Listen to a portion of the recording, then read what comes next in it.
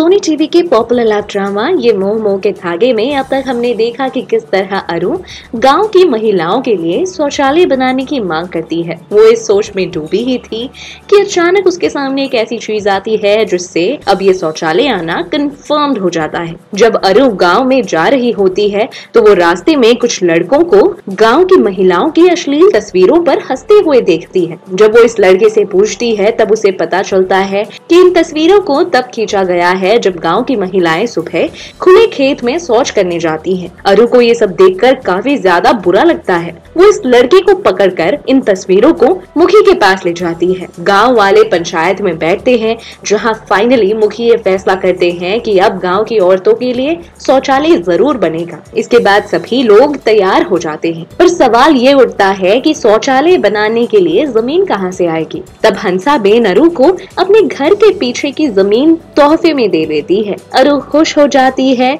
लेकिन यहाँ भी ये ट्विस्ट खत्म नहीं होता। गांव के कुछ लोग सवाल उठाते हैं कि आखिर पैसे कहाँ से आएंगे। तब मुखी अपने इतने बरसों की जमा पूंजी को इस शौचालय को बनाने के लिए दे देते हैं। वो एक बक्सा मंगवाते हैं जिसमें आज तक की मुखिया के तौर पर उनकी सभी कमाई, सारा पगार उस बक्से में होता है। गाँव वाले ये देखकर खुश हो जाते हैं और फिर मुखी का साथ देने के लिए जितना उनसे बन पाता है उतने पैसे वो दे देते हैं। फाइनली अब गांव वालों के पास जमीन भी है और पैसा भी। देखते हैं कि ये शौचालय अब कैसे बनता है।